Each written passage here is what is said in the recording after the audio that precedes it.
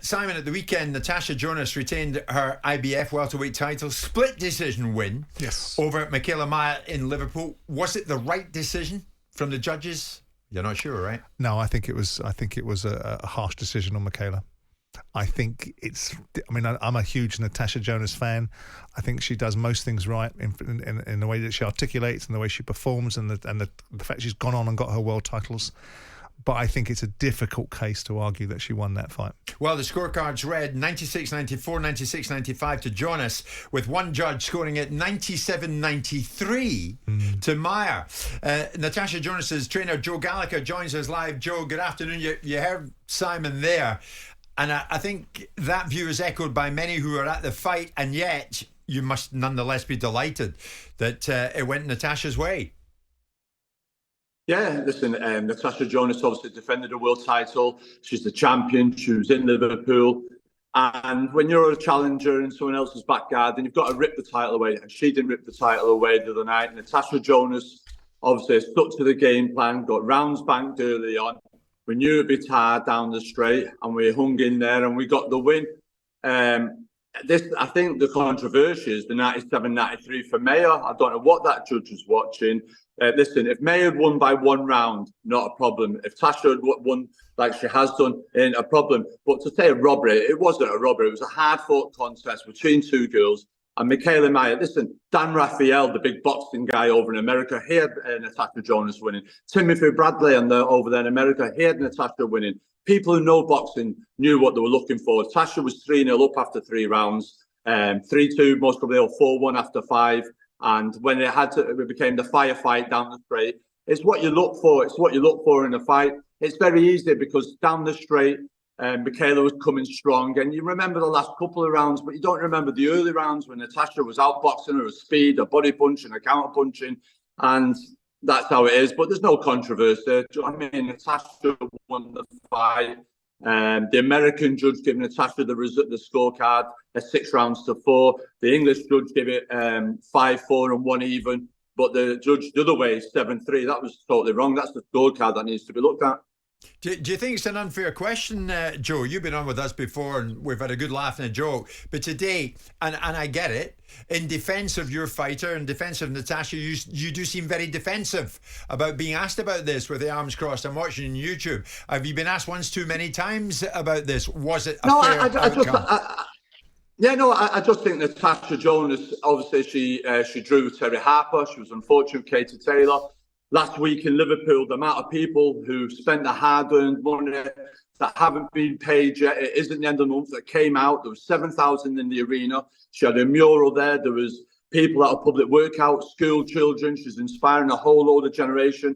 She hates me saying she's 39 years of age, nearly 40. And to turn in that type of performance, everybody should be giving her flowers this morning. Mikaela Maia came over and she gave it a good effort, but she didn't rip the title away and she didn't win it. If you go back and sit down and look at it, who landed the cleanest shots? When Mikaela Maia came, all right, she came forward.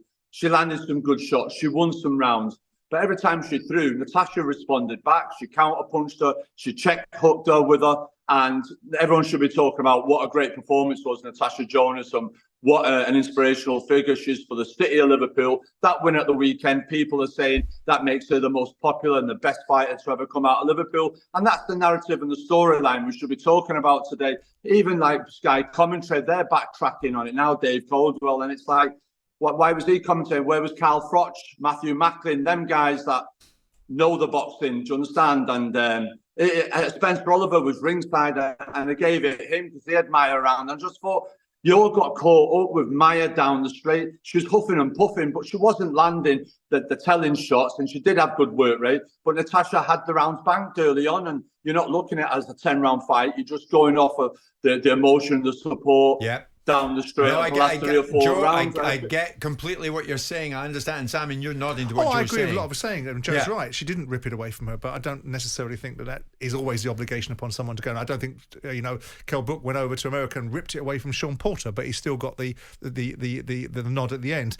I think it's probably right. It is nip and tuck. If the fight had been scored a draw, I don't think anyone would have walked away crying. I don't think it was a travesty. It wasn't Jack Catterall versus Josh Taylor. It wasn't in that territory. And it's not. And there is no way that anyone should be diminishing Natasha Jonas for all of the reasons that Joe has alluded to. And I didn't sit with him. My emotion was with Natasha.